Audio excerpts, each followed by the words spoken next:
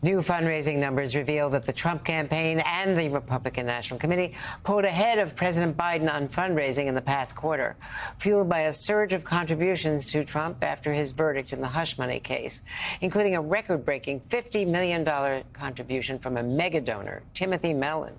Trump and the RNC raised $141 million in May, beating President Biden and Democrats, the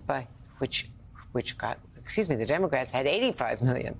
141 to 85 is the number, although the Biden team has more cash on hand right now. And former New York City Mayor Michael Bloomberg gave nearly $20 million to the Biden campaign. Joining me now is NBC News senior political editor Mark Murray and Reuters White House correspondent Jeff Mason. So, Mark, walk us through the money race. You went through the numbers. So late night for our team is Ben Camisar and all the bright people in our political unit, adding it all up. Yeah, Ben Camisar and Bridget Bowman spent a lot going through the reports because we got them very late last night.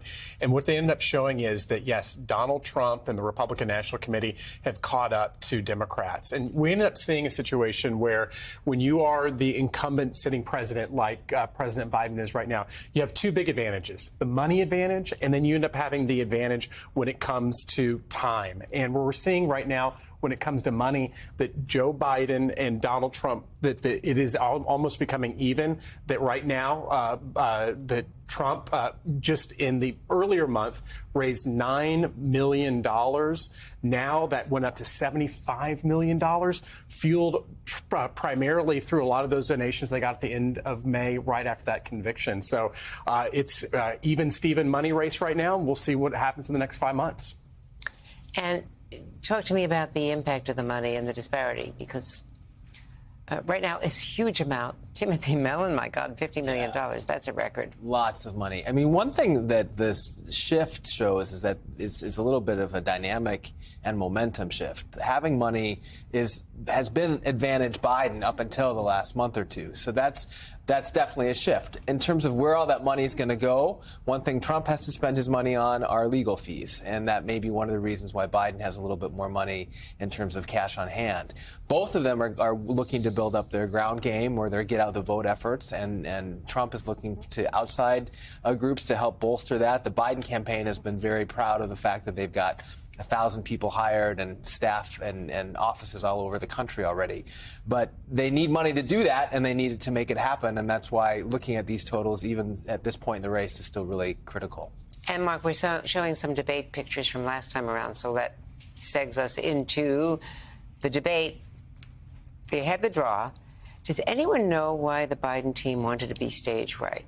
We don't know. What we do know is that Biden is seated right. Donald Trump will have the last remarks. And, Andrea... That means that Biden gets the first remark. Correct. Or at least he gets the first final... They're having closing remarks, and Biden gets to go first on the closing remarks. Donald Trump ends the debate going last. But what really does stand out to me and Andrea, I think some of the biggest intrigue is going to be the fact that we know that the microphones are going to be cut off. Yes. For, to try to make up for that first presidential debate where the candidates were talking over each other. There are interruptions left and right. And so a lot of the game theory has been, all right, what ends up happening when you can't interrupt someone? But I do think that we end up having a good idea of how this might play out. And that was that second debate moderated by our colleague, Kristen Welker. Right. Because if you remember correctly, after that first raucous debate, what the Commission on Presidential Debates did was that each candidate got 2 minutes uninterrupted, where the microphone was let off. And when you look back at the transcript, it was a much orderly debate. There wasn't that many interruptions at all. And it was her moderation also. She was a fantastic moderator. Yes. But I think that's going to be a really interesting guide going into Thursday night's debate, where you're not going to be able to have those constant interruptions. So, when we kind of look back on who could end up benefiting, look back on that Welker debate. And with all Donald Trump, trying to talk about how bad Joe Biden is and is he going to be able to stand and get through it, all of a sudden now he's saying that he's not going to underestimate him. Yeah. So he's now changing that strategy.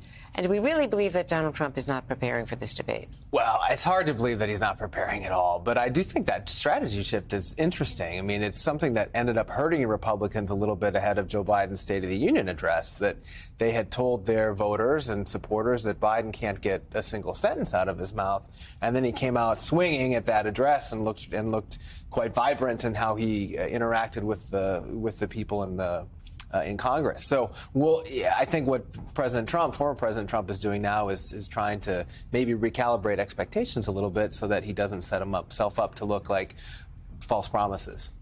And all this other fake stuff that's out there, not just the way they're editing tapes, and both sides are doing it because of the mashes and things, the audio clips that are being cut out of context. But all the misinformation that is out there, Mark, and no one's regulating it. Yeah, and of course, Andrea, what hasn't changed is that campaigns want to actually put their opponent in the worst negative light. And so we've seen people misinterpret, take things out of context.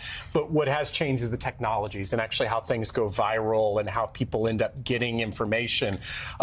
So, both campaigns are actually trying to make their opposition look negative. What has kind of what does stand out is that you end up having two candidates, one who's 81 years old and one who's 78 years old, and they're trying to go after that. But one of the absolute craziest things that they're getting away with, because they're putting it out all over Fox, is all this whole suggestion that Joe Biden is going to be on some sort of drugs. That's insane. Yeah. And this is a teetotaler and a man who. Yeah, doesn't even drink. Yeah, right. No, absolutely, and that keeps getting repeated, and President Trump is repeating that, and it's getting traction for no reason. It's obviously not something that President Biden is going to do. I would add that what will be interesting to watch without an audience is also their body language. Even when the two of them can't interrupt each other, you might see an eye roll or two. Well, you're going to see a lot of facial expressions. Yes. And you're going to see a split screen.